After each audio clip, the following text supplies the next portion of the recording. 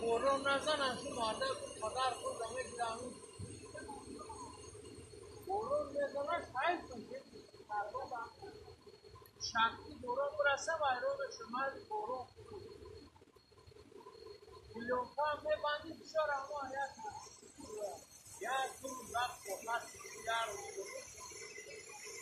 او همین وقتا کنه سرکوچه این دوم ریاضت چی بسیار